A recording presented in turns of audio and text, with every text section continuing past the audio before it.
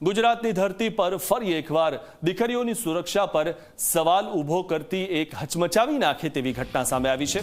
ખેડા જિલ્લામાં એક સગીરા પર વિધર્મી યુવકે પ્રેમજાળમાં ફસાવીને 3 વર્ષ સુધી વારંવાર દુષ્કર્મ આચર્યું।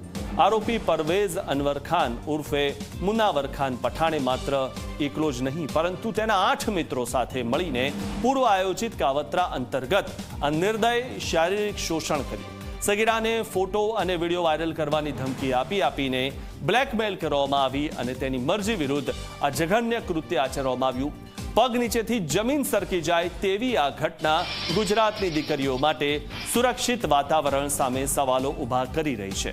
પોલીસે આ કેસમાં આરોપીઓનું રિકન્સ્ટ્રક્શન કર્યું અને 8 નરાધમોને અટકાયતમાં લીધા છે, જ્યારે એક હજુ પણ ફરાર છે। આરોપીઓને જોવા માટે લોકોના ટોળે ટોળા ઉમટી પડ્યા હતા। આ ઘટનાએ ફરી એકવાર સાબિત કરી દીધું છે કે દીકરીઓની સુરક્ષા માટે કડક કાયદા અને ત્વરિત કાર્યવાહીની તાતી જરૂરિયાત છે, કારણ કે કેસ લાંબા ચાલ્યા કરે છે।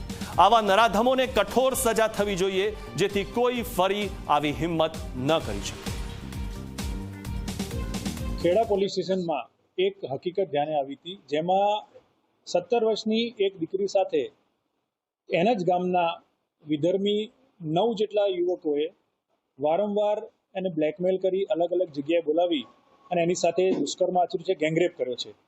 આ બાબતે તમામ પાસાઓનો અભ્યાસ કરી એમાં ફરિયાદ દાખલ કરવામાં આવી છે પોક્સો એક્ટ અને ગેંગરેપ બાબતની, અને 9 પૈકી 8 આરોપીની અમે અટક કરેલી છે।